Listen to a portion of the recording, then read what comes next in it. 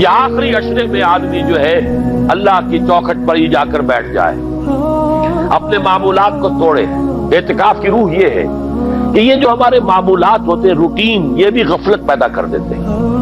ایک عادت بن گئی، صبح اٹھتے یہ کرنا، پھر یہ کرنا، پھر دفتر جانا، پھر آنا، پھر یہ، اس کے اندر پھر وہ آدمی کوئی جاگتا ہی نہیں، ہوش میں آتا ہی نہیں۔ وہ گویا کہ ایک مدہوش سا ہے اور ایک وہ اپنا سائیکل چل رہا ہے خود بخود۔ اس سائیکل کو توڑو، جیسے 5 دفعہ وہ سائیکل توڑتے ہو نماز کے لیے۔ آؤ یہاں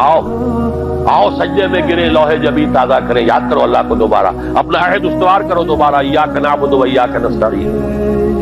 اسی طرح سال میں ذرا یہ 9-10 دن بھی ایک دفعہ توڑو اپنے روٹین کو، جاؤ وہاں ڈیرا لگا لو مسجد کے اندر اللہ کے طرف، سوائے جو ناگزیر حوائج انسانیہ ہیں، پیشاب وغیرہ کے لیے جانا ہے باہر جاؤ، وضو کرو، پھر آ کے بیٹھ جاؤ۔ محض فرحت حاصل کرنے کے لیے نہانے کی اجازت بھی نہیں ہے، غسل واجب ہو گیا ہو تو نہاؤ، ورنہ پھر یہ کہ بھیلے بتاتے ہیں ہمارے علماء کہ وضو کی نیت سے جاؤ غسل کر کے آ جاؤ، اس لیے کہ معلوم ہے کہ آج آدمی کی جو عادت بن گئی ہوئی ہے روزانہ نہ نہائیں تو طبیعت پہ اثر رہتا ہے، لیکن اسی کو تو توڑنا ہے، اسی روٹین کو تو توڑنا ہے، اصل میں اجازت نہیں ہے، اصلاً اجازت نہیں ہے۔ آپ جو ہے جو بھی ناگزیر، ہاں اگر آپ کو فرض کیجیے کوئی ایسی شکل ہو گئی ہے، رات کو آخر سوئے تو ہے، سونے میں بدخوابی ہو گئی ہے، نہانا ہے تو جاؤ نہاؤ، ٹھیک ہے، غسل واجب ہے نہاؤ، اور یہ کہ پیشاب کی بہانے کی حاجت ہے جاؤ پوری کرو، وضو کرو، واپس آ جاؤ، چاہے یہاں سو، یہاں ذکر کرو، یاد کرو، جو کرو کرو یہاں پہ، لیکن اور اس میں بھی خاموشی۔ وہاں ہمارے ہاں آج کل اس کے اندر بھی بڑے لمبے لمبے چوڑے پروگرام شروع کر دیتے ہیں، لوگ بیٹھے ہیں گپ بازی کر رہے ہیں۔ میں نے خود میدان عرفات میں لوگوں کو تاش کھیلتے دیکھا، تاش عرفات میں، میں نے سنا یہاں پر اعتکاف میں تاش کھیلے جاتے ہیں۔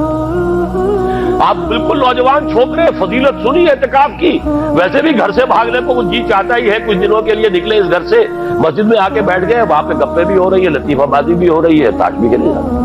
یہ اعتکاف ہو رہا ہے۔ یہ اتنی ہلکی شے نہیں ہے اعتکاف، یہ تو اس عبادت کا، رمضان میں جو روح بیدار ہوتی ہے، یہ اس کا کلائمیکس ہے،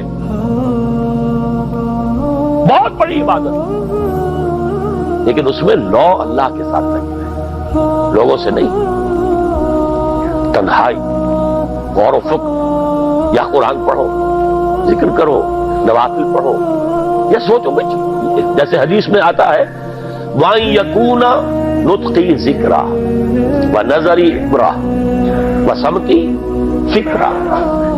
میرا دیکھنا ہو تو عبرت کا دیکھنا ہو کہ ہر شے سے میں سبق حاصل کروں، اور میں بات کروں تو اللہ کے ذکر پر مبنی ہو میری بات، اور میں خاموش رہوں،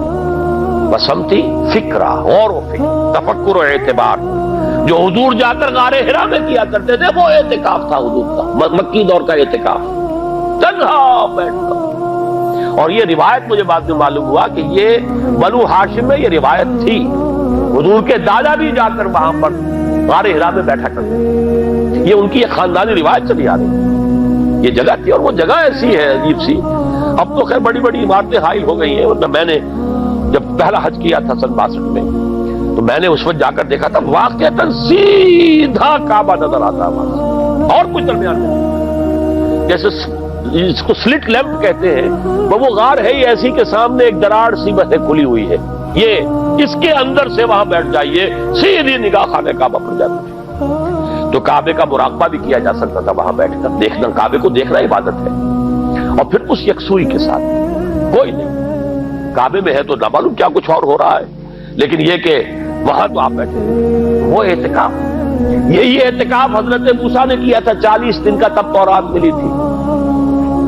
یہی 40 دن کا روزہ کیا رکھا تھا، یہ حضرت قرآن میں مذکور نہیں ہے، حضرت موسیٰ کا تو قرآن میں مذکور ہے، حضرت عیسیٰ کا انجیل میں مذکور ہے، 40 روز کا روزہ اور اعتکاف پہاڑوں میں کیا جاتا تھا، تب انجیل ملی، یہی اعتکاف تھا جو حضور کر رہے تھے غار حرا میں، تب قرآن،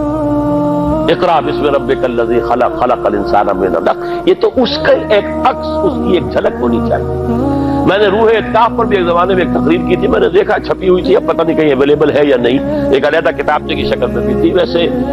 عظمت سیام و قیام رمضان مبارک پر بھی میرا کتاب چاہے، عظمت صوم جس میں کہ پھر میں نے یہ انسان کے دو وجود اس کے بارے میں بھی خاصی وضاحت کے ساتھ گفتگو کی، وہ بھی میرا کتاب چاہے، شاید باہر سکوت پہ ہوں گے۔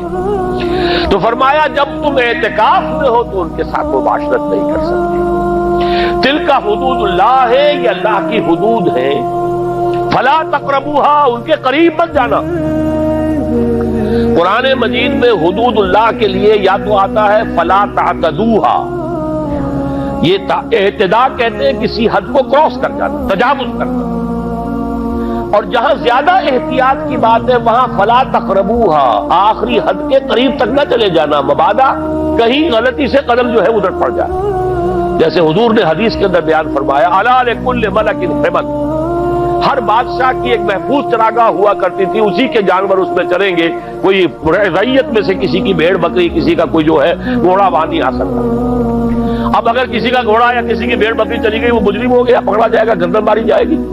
تو حضور نے فرمایا کہ اللہ کی بھی ایک محفوظ چراگاہ ہے، اللہ کی حما کیا ہے؟ محارمہ، جو چیزیں اس سے تم پر حرام کرتی ہیں، ان کے قریب نہ جانا۔ تو دیکھو اگر کوئی چرواہا اپنی بھیڑوں بکریوں کو بالکل آخری حد تک لے جائے گا اس بادشاہ کی جو وہ حد ہے، تو اندیشہ ہے کہ بھیڑیں بکریاں کہیں ایک چھلانگ لگائے اور بادشاہ کی چراگاہ میں داخل ہو جائے، لہذا ذرا فاصلے پر رہا کرو۔ یہ ہے آخری حد تک نہ جاؤ بلکہ کچھ فاصلے پر رہو۔ فلا تقربوها، یہ اللہ کی حدود ہے تو ان کے قریب مت پھٹکو۔ کذالک یبین اللہ لکم آیاتہ للناس لعلہم یتقون، اسی طرح اللہ تعالی اپنی آیات لوگوں کے لیے واضح کر رہا تاکہ وہ بچیں، تقویٰ کی روش اختیار کریں، حدود الہی کا احترام کریں، اس میں کہیں تجاوز تو دور رہا، اس کے قریب بھی رہا۔